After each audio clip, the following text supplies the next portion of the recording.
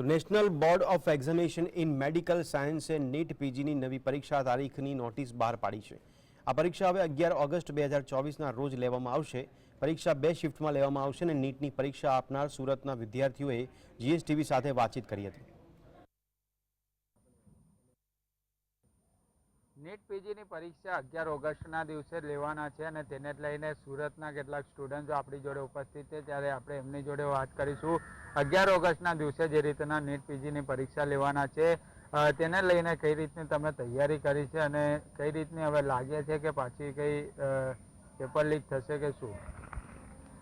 જે પણ નીટના જે વિદ્યાર્થીઓ છે વર્ષોથી મહેનત કરે 2 વર્ષ 3 વર્ષ અને પછી જે એક્ઝામ આપતા હોય છે તો ઘણું બધું એ લોકોને આર્થિક રીતે પણ તકલીફ પડતી હોય છે અને પછી આ રીતે જો પેપર લીક થઈ જતા હોય છે તો વિદ્યાર્થી મૂંઝવણમાં આવી જાય છે, ચિંતામાં આવી જાય છે।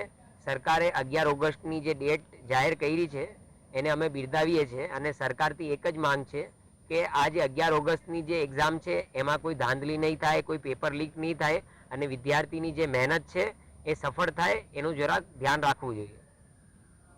જે રીતના તારીખ જાહેર થઈ ચૂકી છે, કઈ રીતની હવે તમે તૈયારી કરી છે?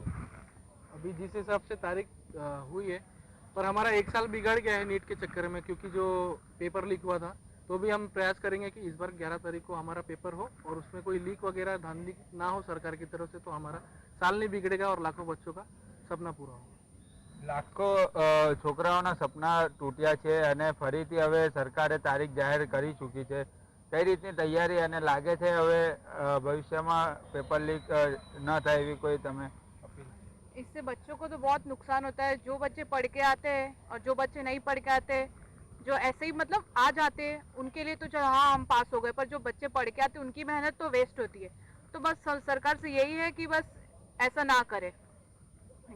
સ્ટુડન્ટો સુરતના કેટલાક ઉપસ્થિત જોવા મળી રહ્યા છે, સ્પષ્ટપણે જણાવી રહ્યા છે કે નીટ પીજીની પરીક્ષા રદ ન થવી જોઈએ અને જે રીતના એક પછી એક સરકાર દ્વારા તારીખો જાહેર કરવામાં આવી રહી છે, 1 વર્ષ તો બગડી ગયું છે પરંતુ હવે નીટ પીજીની પરીક્ષા લેવાઈ જોઈએ અને કોઈ પણ પ્રકારની તમે શું કહેશો? જે રીતના તારીખ જાહેર થઈ ચૂકી છે, 1 વર્ષ બગડી ગયું છે, હવે કઈ રીતની તૈયારી?